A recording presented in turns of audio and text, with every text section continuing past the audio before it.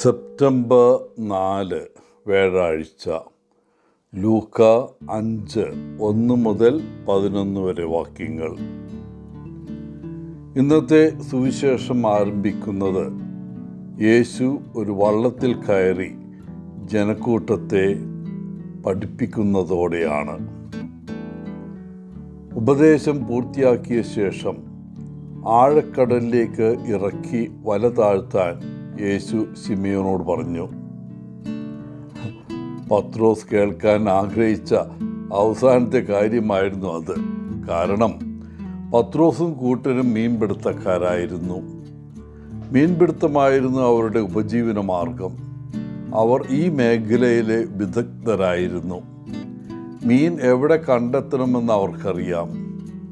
എന്നാൽ പ്രത്യേക രാത്രിയിൽ അവർക്ക് ഒന്നും കിട്ടിയില്ല. അങ്ങനെ പിറ്റേന്ന് അവർ തീരത്ത് നിരാശരായിരിക്കുമ്പോഴാണ് അവരുടെ ജീവിതം സമൂലമായി മാറ്റിമറിച്ചേക്കാവുന്ന ഒരു സംഭവം ഉണ്ടാവുന്നത്. യേശു പത്രോസിനോടും കൂട്ടരോടും മീൻ പിടിക്കാനായി ആഴത്തിലുള്ള വെള്ളത്തിൽ വല ഇടാൻ പറയുന്നു. ആദ്യം ഒന്ന് മടിച്ചുവെങ്കിലും പത്രോസ് കർത്താവിനെ അനുസരിച്ചു. അപ്പോൾ വലിയ അത്ഭുതം സംഭവിച്ചു. വലകൾ കീറാൻ പോകുന്ന തരത്തിൽ, വള്ളങ്ങൾ മുങ്ങാൻ പോകുന്ന തരത്തിൽ അവിടെ മത്സ്യം ലഭിച്ചു. പത്രോസ് ഉടൻ തന്നെ തൻ്റെ പാപം മനസ്സിലാക്കി കർത്താവിനോട് തന്നെ വിട്ടുപോകാൻ അപേക്ഷിച്ചു. പകരം യേശു അവനോട് ഭയപ്പെടരുതെന്നും ഇനി മുതൽ അവൻ മനുഷ്യരെ പിടിക്കുന്നവനാകുമെന്നും പറഞ്ഞു. അതോടെ അവരെല്ലാവരും എല്ലാം ഉപേക്ഷിച്ച് യേശുവിനെ അനുഗമിച്ചു. നമ്മുടെ ജീവിതത്തിലും കഠിനാധ്വാനം ചെയ്താലും പലർക്കും പ്രയാസപ്പെടേണ്ട അവസരങ്ങൾ ഉണ്ടാകാറുണ്ട്. പലരും വർഷം തോറും കടത്തിൽ മുങ്ങിപ്പോകുന്നു. ചിലർ എന്ത് ബിസിനസ് ചെയ്താലും പരാജയം നേരിടും. എന്നാൽ മറ്റു ചിലർ വീണ്ടും വീണ്ടും ശ്രമിച്ച് കഴിഞ്ഞകാല തെറ്റുകളിൽ നിന്ന് പാഠം പഠിച്ചുകൊണ്ട് ജീവിതത്തിൽ തങ്ങളുടെ ലക്ഷ്യങ്ങൾ നേടിയെടുക്കുന്നതിൽ വിജയിക്കുകയും ചെയ്യുന്നു. ഈ വ്യക്തികൾക്ക് പരാജയം വിജയത്തിലേക്കുള്ളൊരു ചവിട്ടുപടിയാണ്. ഇന്നത്തെ സുവിശേഷ സംഭവത്തിൽ നിന്ന് നമുക്ക് പഠിക്കാൻ കഴിയുന്ന ചില പാഠങ്ങൾ എന്തൊക്കെയാണ്?